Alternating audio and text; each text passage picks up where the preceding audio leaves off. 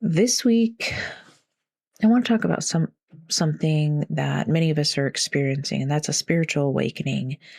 Or what it actually is becoming more self-aware. It's not just a personal growth tool, it is the doorway to the spiritual awakening, becoming self-aware. And most people don't even realize it's happening when it starts. So let's talk about it.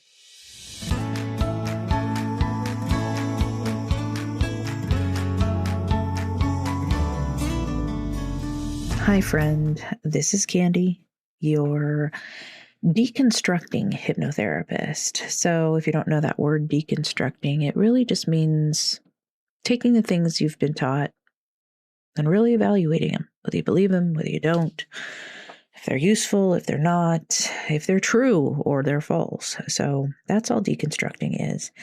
And you're listening to my podcast, Candid Coaching, and I just talk about all things about the mind, the body, and how they're connected, how our mindset shapes who we are, and how our mindset gets shaped by our environment, our upbringing.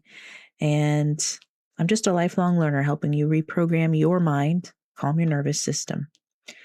So today I just want to talk about self-awareness. Self-awareness is not self-criticism.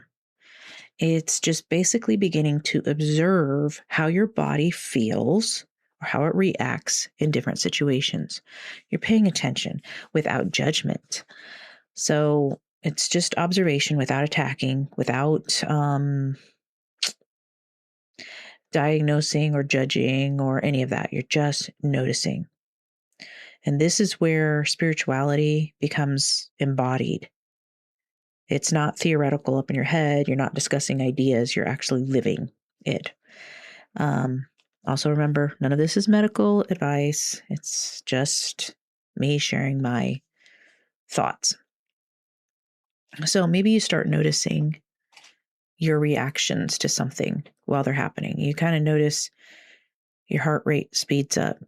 Your breath gets a little more shallow. You clench your fists. You clench your jaw. Part of you, you're still reacting, but part of you is kind of watching this reaction like, oh, that's interesting. Or why did my tone change there? Why did my body tighten? Why is my breath getting shorter?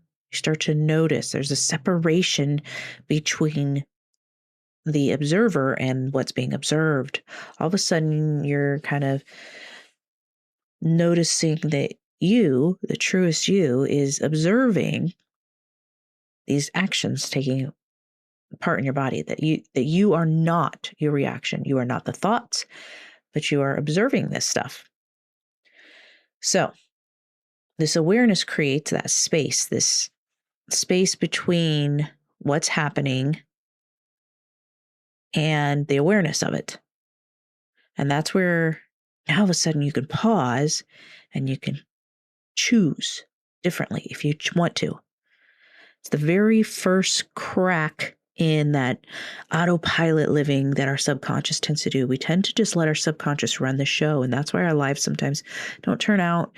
We go in a very different direction than we actually want to go. And we're like, well, how did I end up here? It's the choices that we were making that our subconscious was reacting to situations based on its conditioning. And so now all of a sudden you're going to consciously, intentionally live as you become self-aware. So nothing's changed yet when you become self-aware. It's just you're awake enough to notice it. So it doesn't look like what's wrong with me. It's more like, oh, that's interesting. Why did that happen? So you start asking questions. You become curious instead of certain this is who you are, or this is the right way to act, or this is the wrong way to act. You go, why? Why am I doing this?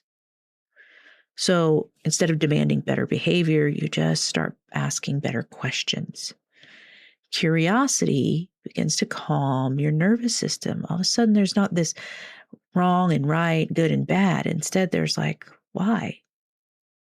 Why? Why am I doing this? Is this something I want to continue to do?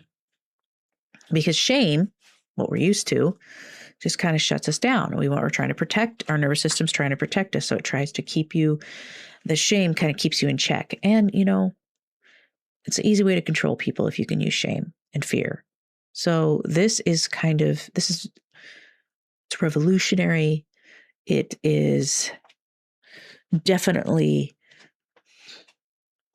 a way to change the world for the better, starting with you. It starts with you. And that awakening will loosen the grip of fear on your life. It doesn't mean that you're all the way healed. You're going to have a lot of things that you're going to walk through, but it does mean you're being honest now, and you're able to handle that honesty without letting the trigger shut you down. You're starting to notice the trigger and not letting the trigger, not just impulsively reacting to the trigger. So what this can kind of look like is you might notice fatigue or tension or restlessness or even numbness. You realize your body is reacting before your mind has caught up. And you start listening to those physical cues. You start paying attention, trusting that your body knows something, is telling you something. And this matters because self-awareness helps you understand the connection between your mind and body. They are not separate, though we have been taught that they are separate. They're not. They're one. They work together. They communicate with each other. It's just a big system that's working together, and it's not separated. So spiritual awakening is not about leaving your body. It's about coming home to it, embodying, getting in that body and listening to it, loving our bodies again, trusting them. And that's where you begin to reconnect with your intuition. You'll feel more grounded instead of just so abstract, up in the clouds. Your body has constantly been paying attention, even when your mind was drifting off all over the place. And now your mind is ready. It's paying attention. So what you might notice is certain ideas, rules, identities might not sit right anymore. You might begin to start questioning them. You can't unsee contradictions anymore. You might feel discomfort because you're aware. It's going to feel different. Doesn't mean you're broken. It means all of a sudden now you're aware and something new is happening. It exposes internal misalignment. And it often starts as it feels uneasy at first because it's so new. It doesn't feel peaceful right away, but it's coming if you continue. And this is where it's right in that space where a lot of people think, oh, it's wrong. And so they go back. Just that confusion isn't a failure. It's a sign that your inner compass is turning around. It's trying to recalibrate to true north. So when you know you are kind of more self-aware, you'll notice that you can tolerate not having certainty, not knowing all the answers. You don't just rush to fix or label or explain everything. You can just sit with that unknown. You're okay with it. You can stay present with an experience instead of trying to run away. You can stay there and be curious, and you can learn from it. You notice that your perspective is not the only one, that other people's perspectives are just as true to them as yours is to you. Neither of them being the absolute truth. There are facts that are true. That is absolutely true. But a lot of times, always, our memories are not to be trusted, really. Our memories, we delete, we distort, we generalize things in order to make things fit in the story that we have. And everybody's brain does this. So you understand that. You also understand that when somebody's trying to make you certain of the way things are or the way things are going to be, it's often about control. It's not about you finding truth. It's about controlling you.